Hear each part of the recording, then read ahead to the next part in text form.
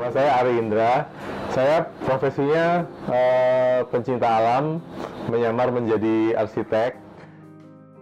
Yang sekarang menjadi pet project saya banyak justru malah bangunan publik ya, yang terbuka untuk umum, yang banyak dikunjungin orang. Itu proyek yang akan menarik buat saya sih di waktu-waktu ini gitu.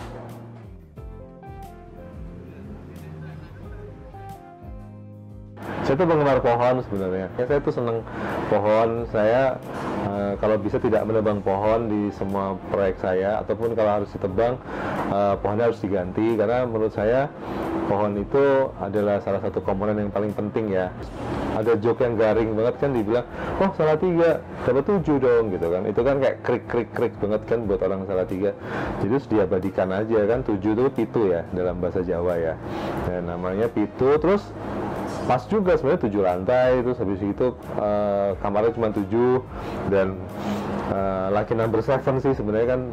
Angka 7 itu angka keberuntungan buat orang Jawa juga. Pitu tuh artinya bagus, pitulungan, pitutur dan sebagainya. Namanya sebenarnya resmi adalah gitu, piturum, bukan pitu, tapi harus nyambung jadi satu.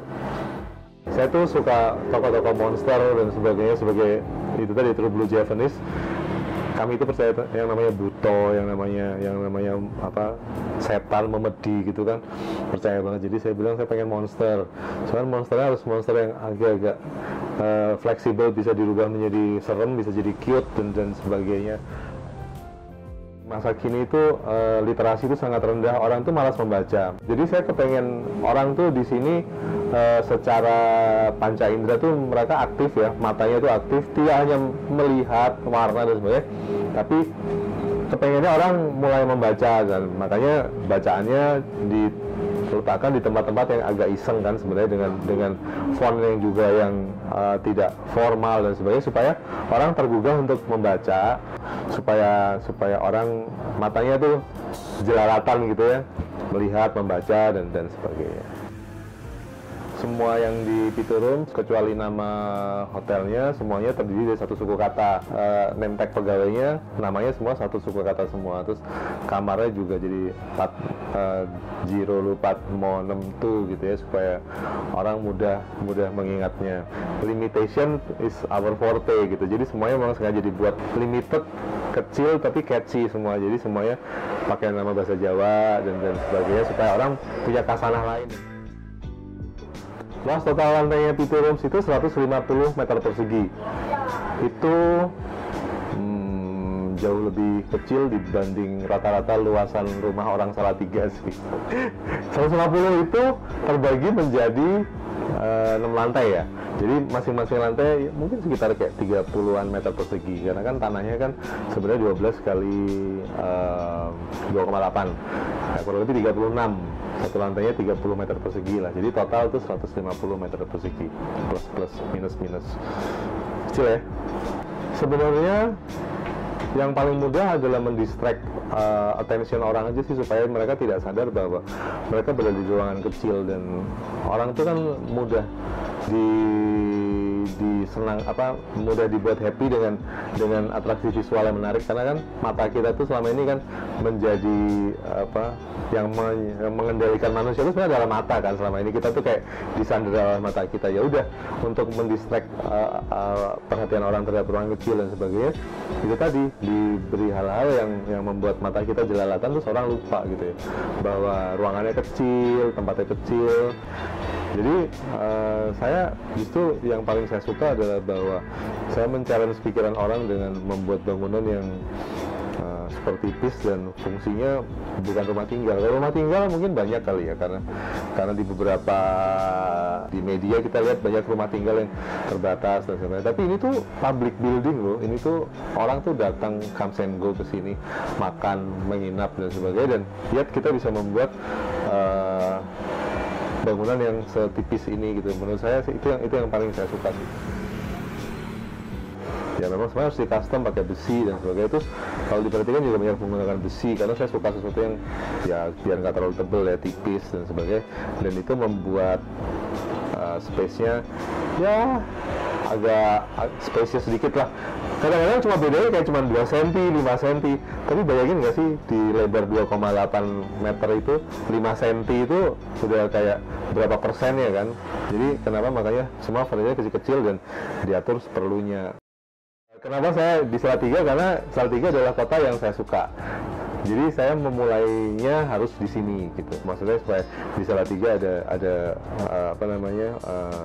fasilitas hospitality yang bagus gitu ya. Tapi ternyata itu tadi karena bentuk, karena arsitektur, karena desain dan sebagainya, sehingga orang akhirnya datang ke sini khusus untuk misalnya menginap di sini ya. Ya itu menarik juga ya.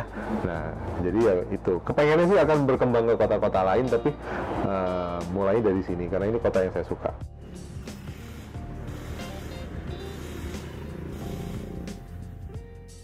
Itu ketahuannya setelah bangunan jadi aja kan. Kadang-kadang kita pikirnya, loh ternyata kok gangnya lebih lebar ya daripada bangunannya gitu. Mitosnya kan Salatiga itu dingin, sebenarnya beneran nggak dingin amat gitu ya. Kadang-kadang berangin aja, jadi ya biar nggak pakai AC karena nanti tempat kondensornya nggak ada dan sebagainya. Akhirnya saya dibuat supaya penghawaannya alami, dan so far sih nggak ada yang komplain ya, karena menurut saya ya memang bener. Mungkin karena gang sebelahnya gang sempit, terus dijepit oleh bangunan tinggi, streamnya akan mengalir dengan bebas, dan itu beberapa masuk ke bangunan gitu. Jadi karena di ujung jalan ini adalah alun-alun Pancasila, lapangan Pancasila, jadi seperti tadi pagi-pagi dilihat banyak banget orang kalau habis olahraga gitu dia datang ke sini gitu. Saya pikir kita bikin kopi aja lah di bawah, dan juga supaya orang datang ke sini karena bangunan yang tipis ini ya, kalau tidak ada atraksi di bawah itu kadang-kadang orang juga nggak paham ini tempat apa. Mau makan juga ragu-ragu gitu, hotel mau makan, restoran di mana dan sebagainya. Akhirnya kita membuat tempat kopi di bawah untuk mengundang orang supaya mereka belok ke sini gitu. Di Salatiga kafe itu biasanya baru buka jam 10 gitu. Kalau jam 10 kan udah selesai ya waktu ngopinya ya. Sehingga akhirnya terus kami mencoba untuk membukanya pagi gitu, sehingga kami sekarang bukanya di jam 6:30. Ternyata strategi yang menarik karena memang akhirnya klientelnya banyak kan adalah orang-orang yang berolahraga.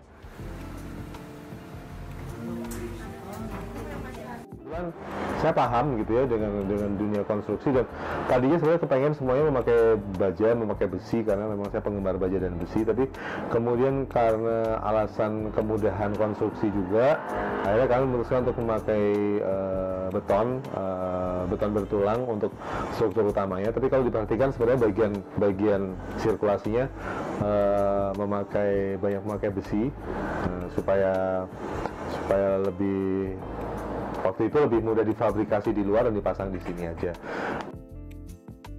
Saya itu selalu tidak berhasil meyakinkan klien untuk membuat bangunan tinggi yang menggunakan warna merah ya. Pasti orang rata-rata nggak terlalu percaya diri untuk memiliki bangunan yang berwarna merah. Padahal kan merah tuh sebenarnya adalah earth color ya. Itu sebenarnya merahnya namanya merah agrastone gitu ya. Terus kok bagus ya, kayak ada agak-agak pinkish, kayak agak-agak terakota tapi pink gitu, kayak batu India gitu kan. Akhirnya saya memutuskan untuk memakai itu karena menurut saya supaya sebagai penanda bangunannya akan menonjol di lingkungan sekitarnya. Ternyata enggak gitu. Jadi pas udah jadi ya, terus di foto dari depan, dari samping, ternyata kalau Anda perhatikan di sekitar sini banyak bangunan yang memiliki komponen warna yang sama, entah itu depannya, entah itu atapnya. Coba perhatiin, ternyata warna merah itu bukan hal yang asing gitu di sini. Sebenarnya banyakan juga merah juga sih, cuman abu-abu tua ini memang adalah triknya para arsitek sih untuk menutupi flow di bangunan. Jadi kan bangunan ini sebenarnya kan kecil ya, bangunan kecil itu pasti pada saat konstruksi akan banyak sekali kesalahan, kayak mungkin dindingnya nggak lurus, kemudian ada pipa dan sebagainya. Nah itu sebenarnya trik klasik arsitek untuk menutupi kekurangan-kekurangan itu adalah mengecat semuanya dengan warna abu-abu tua. Karena somehow itu membuat semuanya hilang. Jadi kenapa kalau masuk ke sini sebenarnya mungkin terlihat dominasinya adalah merah agrastone dan abu-abu tua ya, alasannya juga itu tadi sih. Yang satu untuk membuatnya striking, yang satunya untuk membuat semua kesalahan itu tersembunyi. saya suka barang-barang seni, dan saya suka share itu ke orang supaya orang bisa melihat gitu ya. Lift yang bisa untuk membawa barang, tapi kemudian setelah muter-muter nyari-nyari ya, ada lift yang kecil bisa sebenarnya buat bawa barang, tapi sebenarnya itu ada lift untuk orang juga, untuk home lift, dan cukup untuk satu orang, diameternya hanya 76 cm. Jadi saya pikir ini kayak berjodoh banget ya sama bangunan ini kan, bangunannya tipis, kecil, terus tiba-tiba liftnya yang paling kecil. Ya memang itu pakai vakum, karena bangunannya kecil, kita nggak punya space untuk ruang mesin, kita nggak punya space untuk pit lift, sehingga akhirnya kita pasang vakum lift yang bekerja dengan sistem vakum, kayak apa namanya, hyperloop, kereta hyperloop itu yang pakai sedotan angin gitu, supaya menghemat tempat dan juga menghemat listrik sih sebenarnya itu. Bangunan ini sebenarnya nggak mungkin terjadi kalau saya tidak berkolaborasi dengan banyak vendor gitu ya. Begitu saya sodori konsep yang unik, mereka rata-rata justru malah kayak tertantang untuk oke, kita buat sesuatu gitu. Ya ini kan bangunan sekecil ini kan kami juga tidak punya cukup ruang untuk water tank dan sistem ya. Nah, semua WC-nya misalnya kami tidak menggunakan sistem, itu juga mungkin ya bukan teknologi baru sih, tapi baru dicoba diterapkan di sini untuk 7 kamar, dan so far sih bekerja dengan baik gitu. Saya kan orangnya suka baca, suka beli majalah, jadi biasanya kalau kesini saya suka mengganti majalah ini, karena saya tuh dulu kalau ke tempat publik tuh suka kayak ini majalah 2 tahun yang lalu kayak masih dipasang gitu ya. Nah, saya tuh nggak kepengen orang kesini kayak majalahnya kayak udah kuno-kuno gitu, jadi saya suka mengupdate majalah-majalah di sini dengan publikasi-publikasi baru gitu. Harapannya semua orang baca sih. Ini kan percobaan pertama saya mengerjakan interior, jadi kadang-kadang ada juga yang nggak nyambung ya. Tapi ya udah nggak apa-apa gitu, karena menurut saya sebenarnya kan mata kita memang terlatih untuk melihat banyak hal yang kadang-kadang memang nggak matching kan. Di alam ini kan tidak ada sesuatu yang matching banget. Kadang-kadang kita ngelihat bangunan bagus, juga bangunan jelek sebelahnya. Ya menurut saya yang saya lakukan di sini ya itu tadi, saya mencoba menyusun komposisi dari berbagai barang yang saya pikir bagus, menarik gitu ya.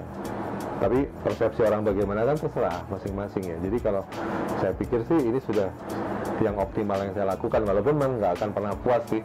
Makanya sampai sekarang memang selalu terjadi perubahan yang dinamis, kayak tiba-tiba interior kamarnya diganti, kemudian mejanya diganti, dan sebagainya, itu masih sering terjadi sampai sekarang. Dengan Satpol PP itu menarik sih. Jadi mereka datang rame-rame ke sini, terus izinnya ternyata ada. Jadi mereka foto. Karena bangunannya disangka tidak berizin, karena bangunannya kan tipis, tapi ada sebenarnya. Jadi memang sengaja nggak dipasang ya, biar mereka datang aja ke sini kan. Kalau kamar kami menggunakan granite tile ya, supaya lebih mudah perawatannya. Terus kalau di bawah itu pakai koral sikat itu supaya nggak licin, karena kan memang itu terbuka ya keluar ya, sehingga nanti kalau hujan dan sebagainya harapannya supaya tidak terlalu licin. Terus kalau yang di tangga-tangga dan sebagainya memang menggunakan steel grating, karena kepengennya orang bisa melihat dari atas ke bawah atau sebaliknya, supaya kayak pertama ruangannya supaya terlihat menarik, terus kedua juga supaya sirkulasi angin yang tadi dari luar itu bisa mengalir ke semua lantai tanpa harus melewati koridor dan sebagainya. Semua keputusan desainnya tuh akhirnya menjadi keputusan yang didasari fungsi gitu. Hal yang perlu di sebuah kamar hotel ya tempat tidur kan. Akhirnya semua didiktet dari posisi tempat tidurnya. Tempat tidurnya aja sudah mengisi kayak 75% dari kamar. Sehingga selebihnya ya kita mencoba squeeze kebutuhan-kebutuhan lain kayak audio video, kemudian harus ada gantungan baju dan sebagainya. Saya tuh sebagai arsitek selalu agak bawel dengan standar ya. Standar itu artinya bahwa semua itu ukurannya harus pas. Saya cuma kepengennya semua barang-barang di Pitu Rooms ini harus memenuhi kebutuhan standar orang, supaya orang tuh kalau mandi walaupun terbatas tapi masih nyaman. Orang tuh kalau tidur walaupun terbatas tapi masih nyaman. Orang kalau perlu menulis tuh mejanya tingginya pas, kursinya pas, dan seterusnya. Dan menurut saya itu yang paling penting sih. Saya kepengennya sebenarnya orang menyadari bahwa ini walaupun kecil tapi kursinya pas ya, walaupun kecil tapi ternyata bednya tingginya pas dan sebagainya. Gitu sih sebenarnya. Engsel, kemudian apa namanya, door closer, ya itu kan memang standar ya, kamar hotel harus ada door closer. Cuman memang di beberapa hotel yang gede-gede itu dia nggak konsil. Nah kalau saya lebih memilih konsil supaya itu tadi nggak kelihatan ada komponen yang kayak nangkring di atas gitu. Kemudian ada pintu pivot nggak ya di sini, itu semuanya dari Dexon. Kenapa saya memilih Dexon ya karena saya udah lama kenal sama Dexon, menggunakan banyak produknya, dan saya orangnya paling males untuk milih-milih kan. Jadi biasanya kalau saya butuh apa-apa saya perlu ini gitu, terus biasanya udah keluar spek dan sebagainya, dan itu aja yang saya pakai gitu. Produknya Dexon bagus secara cost dan sebagainya, masih reasonable. Jadi menurut saya membutuhkan itu karena kan ini sebenarnya kan venture pertama hotel Pitu Rooms ya.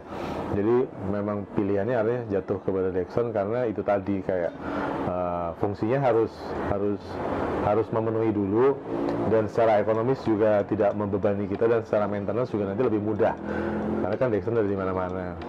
Ini yang saya rusak nih gitu kan, jadi bisa tinggal calling Dexon untuk minta tolong. Jualan utamanya ruangan ini adalah pemandangan kota Salatiga dan gunung-gunung di sekitarnya ya. Jadi sebenarnya nggak usah susah-susah didesain seperti apapun. Pasti orang biasanya kalau yang nginep di sini dia akan naik ke sini untuk having breakfast dan memakai tempat ini sebagai ruang kerja.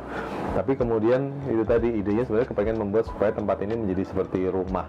Jadi makanya dia ada bar counter seperti ini, itu idenya supaya orang bisa melayani di sini, bisa bikin teh sendiri dan sebagainya. Beberapa makanan kami kasih gratis juga, dan supaya menghemat tempat akhirnya semuanya nempel di dinding. Sebenarnya itu tadi sih semuanya berdasarkan fungsi sih, karena memang ini adalah tempat makan, kita perlu tempat buat preparation, kita perlu tempat buat menghangatkan dan sebagainya. Nah, diaturnya berdasarkan fungsi-fungsi itu. Saya suka semua yang saya desain itu tumbuh bersama pemakainya gitu. Jadi saya nggak kepengen sebenarnya bangunan saya itu final answer untuk semuanya gitu loh. Karena sebuah bangunan itu biasanya dia akan menjawab kebutuhan-kebutuhan sesuai dengan perkembangan zaman, sesuai dengan perkembangan kebutuhan orang dan sebagainya. Makanya sama Pitu Rooms ini juga sebenarnya sebuah framework yang dibuat supaya orang tadinya bisa beraktivitas di dalamnya kan, jadi hotel dan sebagainya. Tapi kemudian ada kebutuhan-kebutuhan tambahan karena ternyata di lantai ini orang bisa presentasi, sehingga kemudian kami menyediakan kayak screen dan sebagainya, termasuk yang bagian bawah. Sehingga saya kepengennya nanti tempat ini bisa bertumbuh dengan pemakainya. Sebuah bangunan itu sebenarnya akan selalu mengikuti penggunanya. Ya semoga sebenarnya Pitu Rooms mendatangkan banyak kemungkinan baru sih buat Salatiga. Kepengennya ini jadi generator kecil yang membuat orang paham bahwa ke Salatiga bisa melakukan hal-hal lebih dari sekedar makan dan menikmati pemandangan. Ya tidak hanya menginap, karena kami menawarkan aktivitas, kami menawarkan paket yang menjual pengalaman tinggal di kota kecil seperti Salatiga. Kami juga pengen menunjukkan sih ke orang-orang bahwa mitos slow living, hidup di kota kecil itu sebenarnya hanya sebuah mitos ya, karena ternyata orang Salatiga juga bekerja as fast as other people in Indonesia gitu ya, tapi kita lebih pintar aja menikmati hidup. Jadi sebenarnya itu yang pengen disampaikan pesannya oleh Pitu, bahwa ya itu, menikmati hidup di Salatiga.